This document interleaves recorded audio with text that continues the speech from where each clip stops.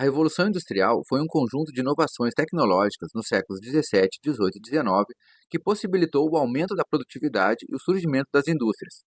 Iniciou na Inglaterra e utilizava o vapor da queima de carvão e depois o motor de combustão e a energia elétrica como forças motrizes de máquinas e meios de transporte. Foi uma grande transformação econômica na qual a capacidade produtiva foi acelerada como nunca antes na história. Antecedentes. Para uma transformação social dessa dimensão, é claro que precisa ter muita grana envolvida. Mas da onde vem essa grana? De um processo denominado acumulação primitiva de capital. A burguesia da época, ou seja, os comerciantes, já ganhavam muito dinheiro com a compra e a venda de mercadorias, e essa grana era reinvestida no próprio negócio. Além disso, nessa mesma época, países europeus estavam conquistando territórios da América e explorando suas riquezas. O comércio de pau-brasil, cana-de-açúcar, ouro, prata, diamantes, borracha e outras matérias-primas e mercadorias vai aumentar ainda mais a riqueza que circula na Europa. E toda essa exploração na América era feita através do trabalho escravo.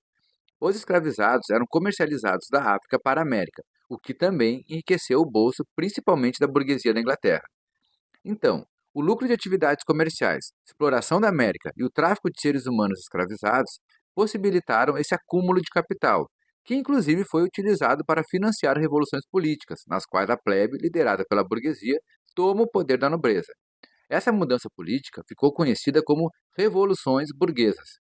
Junto a isso, essa riqueza acumulada é usada para a compra e ampliação das oficinas artesanais, que são transformadas em manufaturas, com os artesãos, seus antigos donos, sendo empregados de forma assalariada.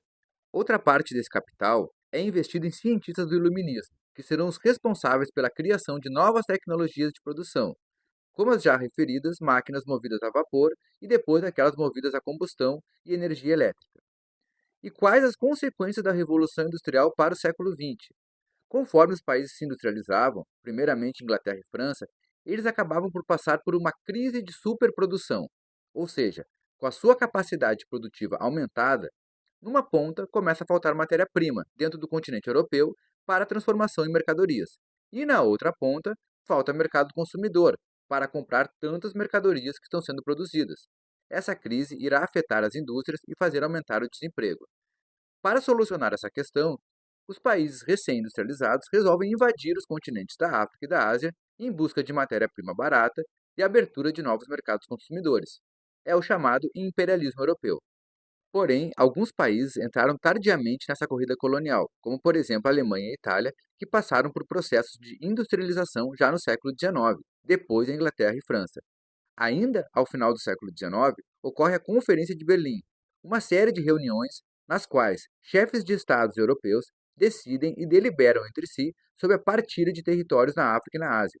Alemanha e Itália saem insatisfeitas dessa divisão, e um clima de conflito passa a se estabelecer no continente europeu no início do século XX. Isso, somado a disputas territoriais de impérios dentro da Europa, não relacionadas exatamente à crise industrial de superprodução, desencadeará a Primeira Guerra Mundial, que, mal resolvida, resulta na Segunda Guerra Mundial. Por outro lado, a Revolução Industrial consolidará o modo de produção capitalista e, consequentemente, o surgimento do proletariado, ou classe operária. Eram artesãos autônomos que passaram a ser assalariados e, na grande maioria, camponeses expulsos das terras da nobreza no processo chamado de cercamentos. Eles afluíam para a cidade em busca de emprego nas fábricas. Pela primeira vez na história, a maior parte dos trabalhadores estará empregado em troca de um salário. A vida na cidade se mostrará ainda mais difícil do que no campo. Jornadas de trabalho de 12 a 16 horas por dia, de domingo a domingo, sem férias, sem salário mínimo e sem nenhum tipo de direito trabalhista, inclusive com crianças trabalhando a partir dos 6 anos de idade. Na vida social, a mudança de aldeias rurais para favelas e bairros operários precarizará a vida dessas pessoas. A ausência de saneamento básico, moradias insalubres, insegurança alimentar irão fomentar a revolta contra o sistema que estava se consolidando. Nesse contexto, surgem partidos políticos de trabalhadores, sindicatos e as ideologias do anarquismo, socialismo e comunismo, que pregavam a socialização dos meios de produção e da riqueza social entre os trabalhadores. Essa nova consciência de classe que se formava e a organização política do proletariado alimentará processos revolucionários durante o século XX. O primeiro e maior deles, a Revolução Russa, que implementará o modo de produção socialista como contraponto ao capitalismo. Com novas revoluções, o mundo se dividirá entre estados capitalistas e estados socialistas, e após a Segunda Guerra Mundial, essa divisão passará a ser chamada de Guerra Fria.